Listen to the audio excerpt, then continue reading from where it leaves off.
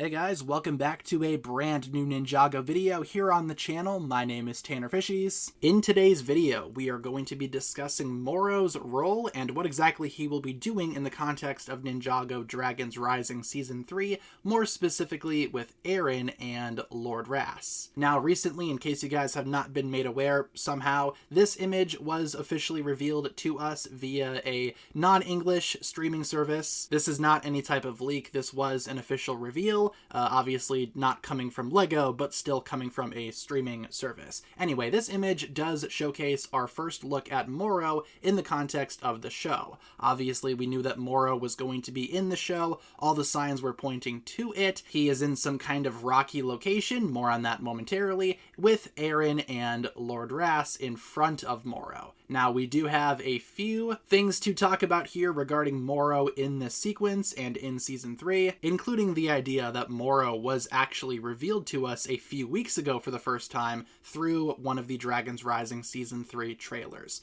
Let's talk about it. So the first thing that we need to talk about here is this sequence coming at us from the most recent trailer for Dragons Rising Season 3, as of the time of recording this video. Now, some folks have been saying that in this sequence, with Eren running forward with a prismatic blade, you can actually see Morrow in the reflection of the blade.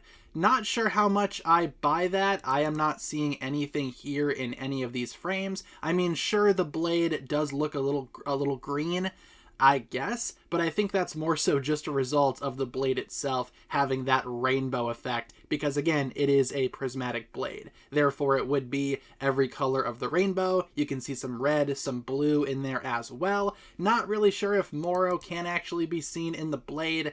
I personally don't think so. Again, here's another example of green showing up in the reflection of the blade, but I don't know. Me personally, I don't think it's Morrow. Then again, who else would Eren be attacking here? Obviously, this sequence does appear to be in the same place as that Morrow image, featuring, again, Lord Ras, Morrow, Eren, all of them. Seems to be the same rocky location, so I feel like Morrow will be in this scene somewhere, but I'm not so sure if he's fighting Morrow here. Could just be training with the prismatic blade, could be fighting one of the Forbidden Five, for example. Either way, not so sure if Morrow is actually secretly in the blade's reflection. It doesn't really seem like it to me. More so just a result of the prismatic blade being, well, prismatic. So like I said, this is obviously the same location, just not so sure if Eren would be fighting Morrow with a prismatic blade. I'm not sure if Morrow actually appeared in the reflection of the blade. However, there has been a lot of talk surrounding what exactly Morrow is doing here, more specifically with Eren and Lord Ras. Now again, this is not a theory that I came up with. I've seen this floating around on Twitter in my comment section. A lot of people are talking about this, and I for one think it's a pretty good idea. The theory goes that Morrow is actually some type of Grim Reaper type of character following the merge. And this is actually how the Departed Realm works now in the context of the merge. Now, previously we've known from Ninjago lore that whenever someone died in any of the realms, their soul went to the Departed Realm. Unless they were cursed, like Morrow originally, instead they would go to the Cursed Realm. But considering the Cursed Realm is now a part of the Departed Realm, at least last we saw, the Departed Realm housed Morrow and all of the other previously deceased characters in Ninjago. However, since the merge, we now know that the Departed Realm has merged with all of the other ones, meaning that all of these deceased characters are probably somewhere in the merged lands doing something. We've speculated before that maybe all of the souls are restricted to one corner of the merged lands, designated as the new Departed Realm, but maybe in the case of Morrow, and possibly other deceased characters, he is actually responsible for guiding souls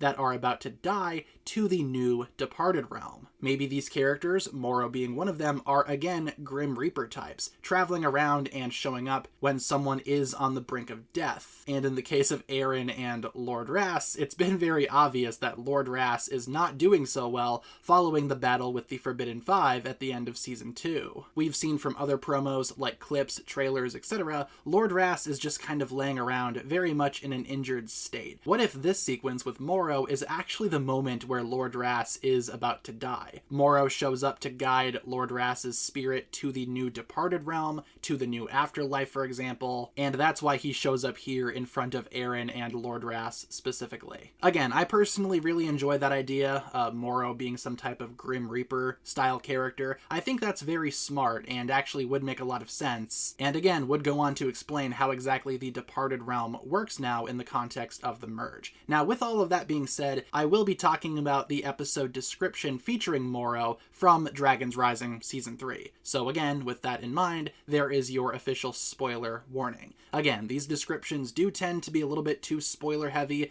little bit more detailed than they need to be, but it does sound like Morrow will show up when Lord Rass is actually about to die here. Episode 3's description says the following: Rass's injuries become life-threatening. Eren leaves on a journey to the Ghostlands to obtain a magic healing elixir. He encounters Morrow, who helps him navigate the Ghostlands. So again, Rass's injuries are life-threatening, meaning he is about to die, and Eren must travel to the Ghostlands. Could be the departed realm, maybe that's what the new departed realm is called, the Ghostlands, to obtain something to heal Lord Rass. Morrow actually helps him do this, so maybe Morrow shows up to actually guide Lord Rass's soul to the new departed realm or the Ghostlands. Eren somehow convinces Morrow to give Lord Rass more time to heal. Again, the description never says that Morrow is any type of Grim Reaper style character, just that Eren encounters Morrow somehow, probably recognizes him, I'm sure. It would make sense that Eren would recognize Morrow. Not so sure if Morrow would recognize Eren as one of the ninja. However, on this journey, maybe Morrow's words will bring Eren closer to redemption. Of course, since these two characters have gone through a similar type of arc, with both of them feeling betrayed by their masters, ultimately defecting. Not saying that Morrow will fully redeem Eren, but still I feel like these two characters, having gone on similar journeys,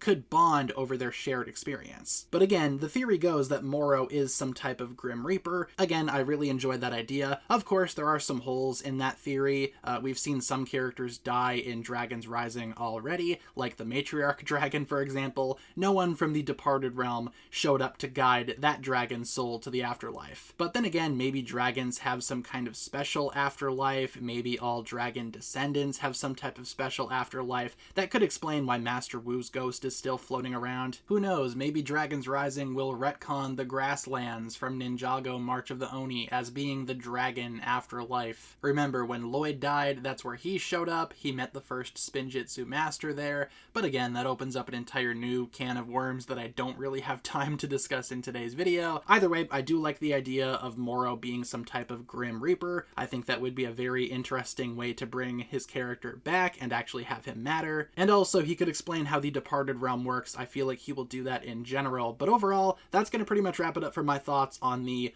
Morrow is the Grim Reaper theory. What exactly do you think about all of this? And hopefully you enjoyed today's video. If you guys did, feel free to like and subscribe, do all that fun stuff, and I will talk to you guys again very, very soon. Peace.